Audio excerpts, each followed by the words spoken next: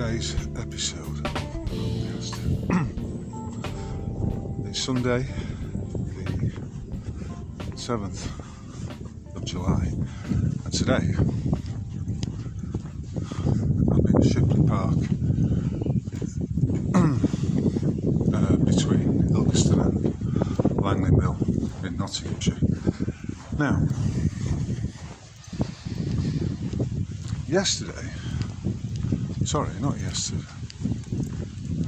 on Friday, I had the pleasure of being interviewed on the Sheep Film podcast by the two brothers, Don and Christian, and I have to say, I thoroughly enjoyed it. But one of the things I was talking about there was the nature of this life, the nature of who we are, where we are, and how in some ways life is a game. It's a game that we enjoy playing from our earliest days, from when someone puts their hand in front of their face and then plays peekaboo with you. Now you see him, now you don't. And today I just wish to expand on that metaphor, the analogy that life is like a perpetual game of hide and seek in which we're all playing and there's nothing we can do to avoid it. We have to take part. Let's check out these horses, lovely horses. Morning. Morning. There's something about a lass in a saddle that's very admirable. Although I do wonder whether the old side saddle was the better option. So life is like a game, a perpetual game of hide and seek, in which some of us got things to hide. Well, we've all got things to hide. We've all got things that need to be secret, or which we determine to be secret. I had a complaint about the wind the other day from a viewer who said it made it unlistenable, so I do apologise for that, and I'm trying to keep wind interference to a minimum today. So yeah, life as a game of hide and seek. And really, we start off in our lives and we understand the nature of how things are hidden and how sometimes in life we are seekers and sometimes we are the ones that hide. And, you know, there's no escaping that. Does that make life a game?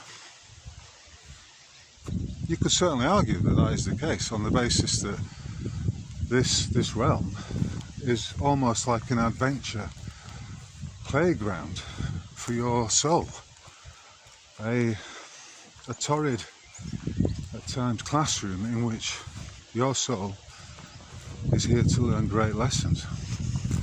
And sometimes, you know, we have to make ourselves veiled or hidden, you know, and anyone who purports complete openness and transparency, I'm afraid, is talking nonsense, because there's no such thing in this realm. I mean, even now, right now, there are birds tweeting in the trees. There's what sounds to be an aircraft flying somewhere over there, but I can't see them. And there are lots of things hidden in the grasses around me. Just as there are lots of things that I filter out of my discourse when I do these rambles. And, you know, the sooner we realise that life is a game of, well, I think we do realise at an early age, but we tend to forget that. We tend to forget the playful nature of this life. This this journey, for are we not but sojourners passing through this realm, in it, but not of it.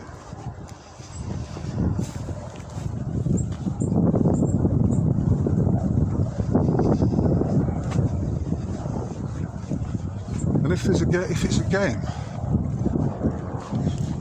are there not rules? Well, you play hide and seek, there certainly are rules.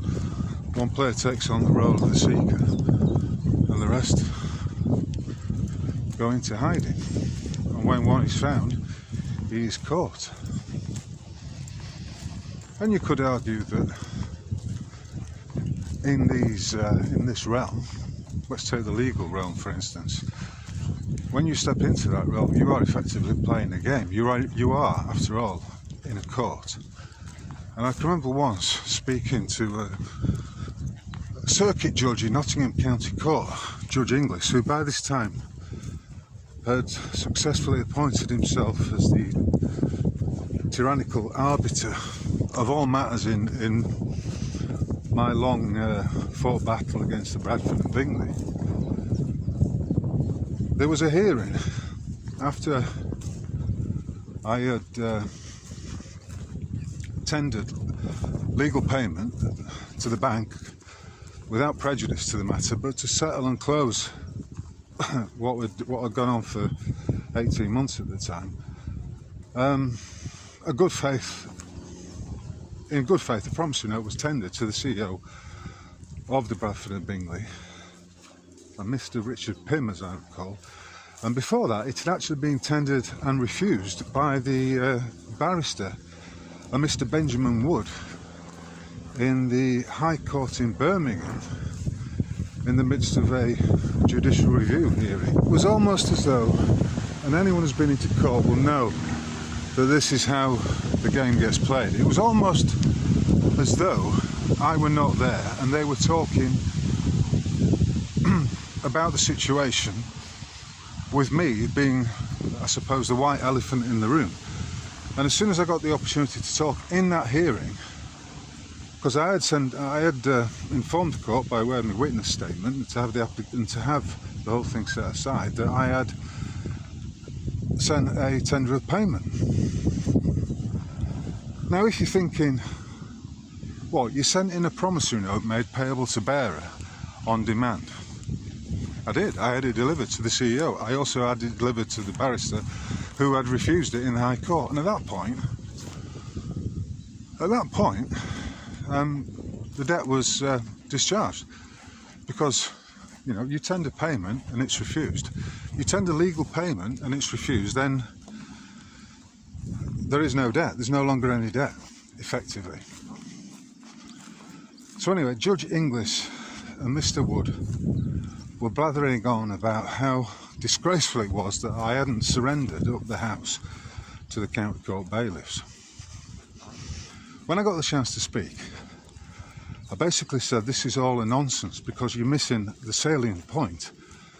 But as far as I'm concerned, and as far as the law is concerned, this debt has been discharged by way of a valid tender of payment to the full value of whatever they were claiming. And I think it was around £77,000 at that time.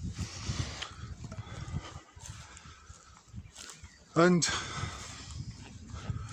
Judge Inglis said, "Oh no, we're not going to talk about the promissory note today. We're not here to talk about that."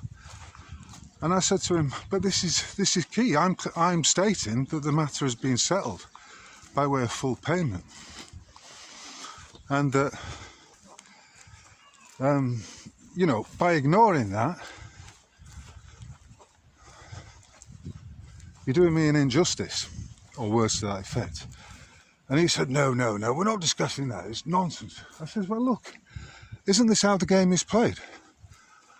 Aren't these the rules of engagement in this farcical legal pantomime? And he said, it's not a game, Mr. K, it's not a game.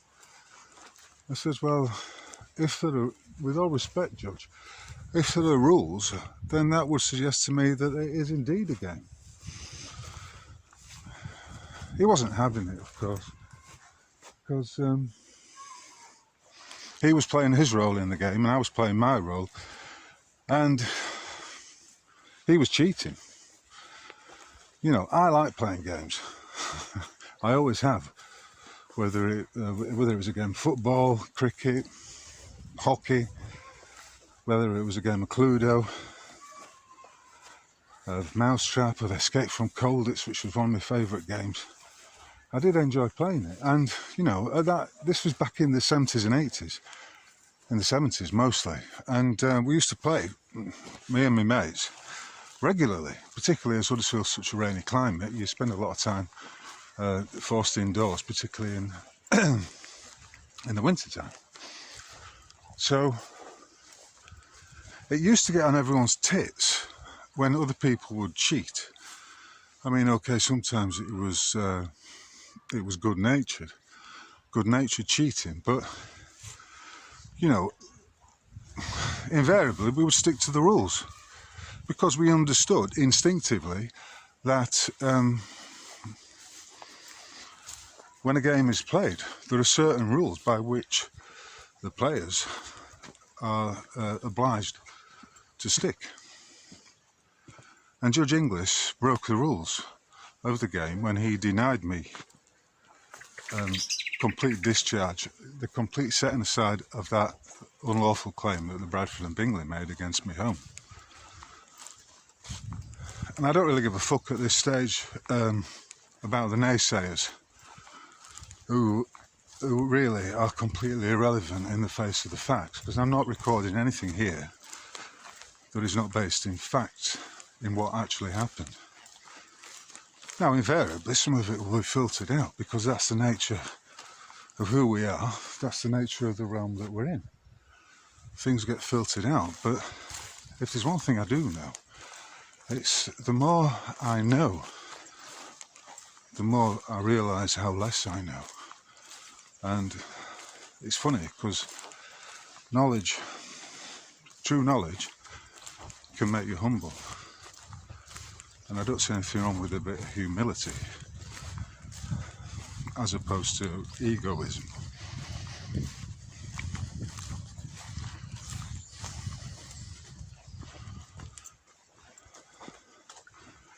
I mean, as I've said before, I've got two nippers, and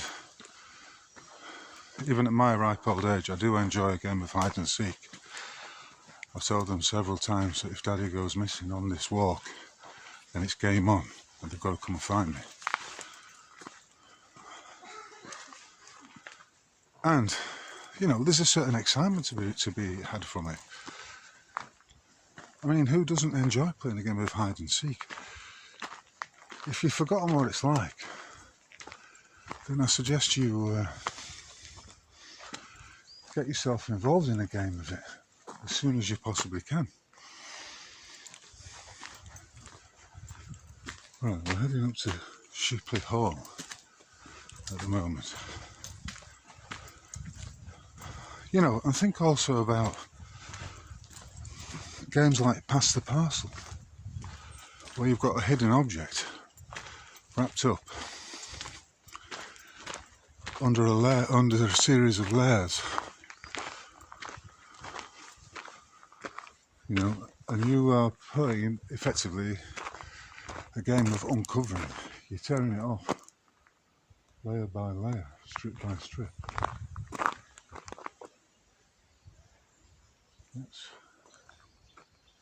That's called the Nottingham Lodge. And I wonder why it's all fenced off. A splendid building like that going into disarray. How often do we see that? So,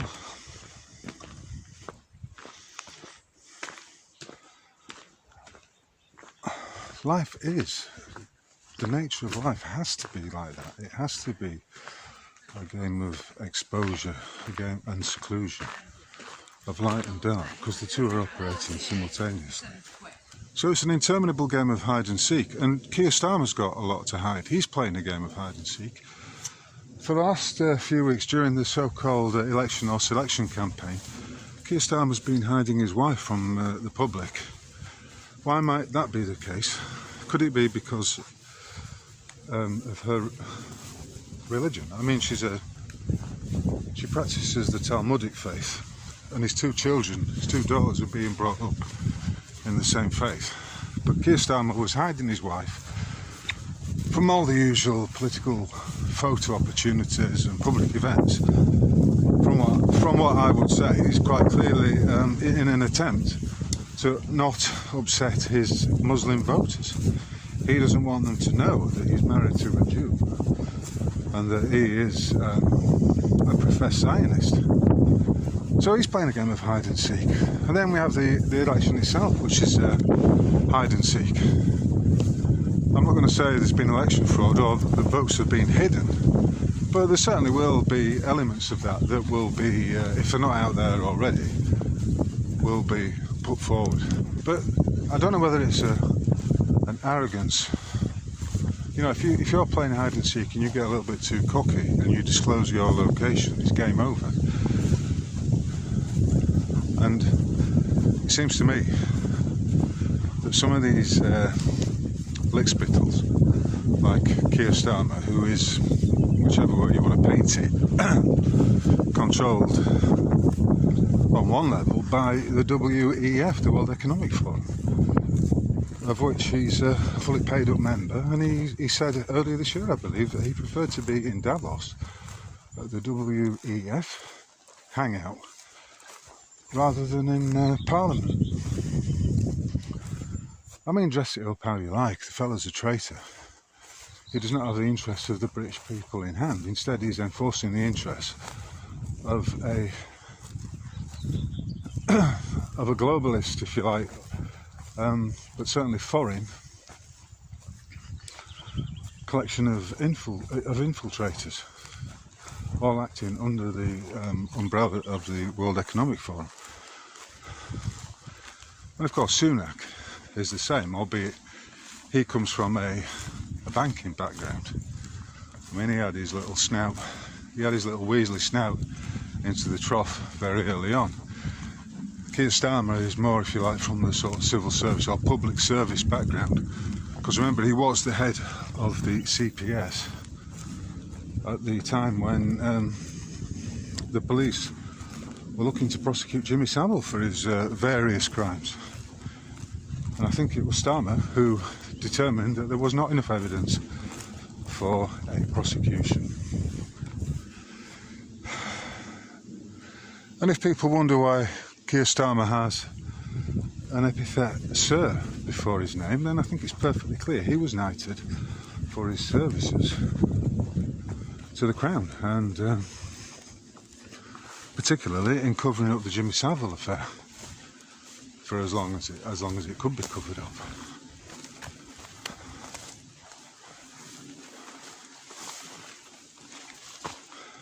But there's a shallowness about these characters that is blatant to see, I would argue.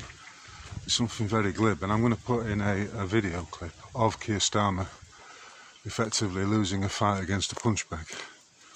A more pathetic specimen of manhood would be hard to imagine. And on that subject, I would like to point out that Keir Starmer is only maybe an inch or two taller than his predecessor, the gnome himself, Rishi Sunak.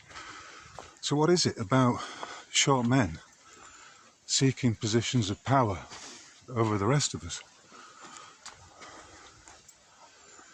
Is it the Napoleon complex, as some have called it, or the short man syndrome, as others have labelled it? I couldn't say. But if you've got any ideas or an interesting perspective on it, please leave a comment. Quite often, we're searching for something that has been deliberately hidden, or that someone is deliberately keeping from us.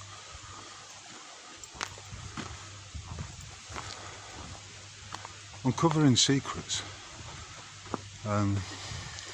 finding out,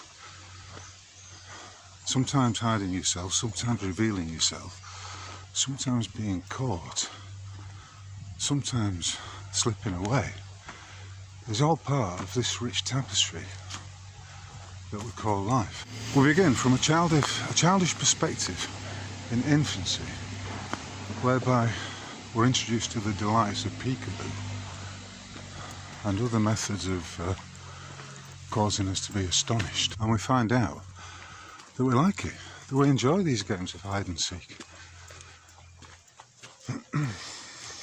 So I suppose what I'm saying is that the world is a lot more magical than we realise as we get older. But as children, we intuitively understand that it's a magical place where games are played and that we learn through playing these games. And we also know that sometimes things are hidden from us, just as sometimes things are revealed. Ask and thou shalt see, or ask and thou shalt be given.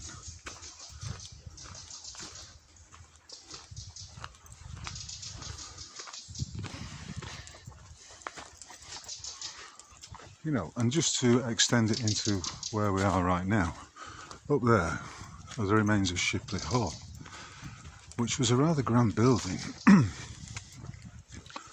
that was bought by the British Coal Board or the National Coal Board, and all around here were pit workings. It was a colliery, but ultimately it meant that the hall itself, which stood proud there, was effectively demolished. I can't remember exactly when, but within the last 60 years, I believe. No, maybe. There are photographs of it in existence, but my point is this. It's now hidden from your day-to-day individual who's just walking around these grounds. You may notice the remains of the walls and the contours, or the brick formations of the walls around the garden and what used to be Shipley Hall. But unless he digs a bit deeper, he's not going to find out more than that, more than his eye can see. And as I'm walking through these woods, you know, it's the contrast is between the light and the shade. And maybe that's what makes woods so pleasant. You're not exactly in the full glare of the sunlight, and it is warm, but you're in the cool of the shadow, of the shade. And that was really the point I was trying to make in the podcast with Dom and Christian yesterday, on Friday, that we are in a perpetual game of hide and seek.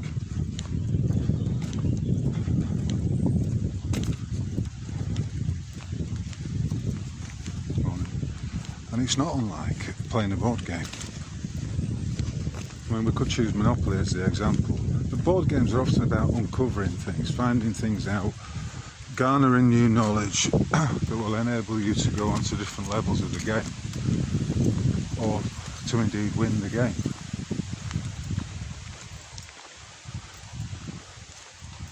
But surely the key is you're here not necessarily to win the game, but to get as much from the game as you possibly can. You know, if you're learning how to play chess, to begin with, you're not necessarily playing to win, you're playing to learn. That curiosity, though, is what the public indoctrination system, namely the schools, seeks to extinguish in the children who are placed into its satanic care, wherein you're taught what to think, not how to think. Anyway, this has been Roadcast 43. It's Sunday, the 7th of July.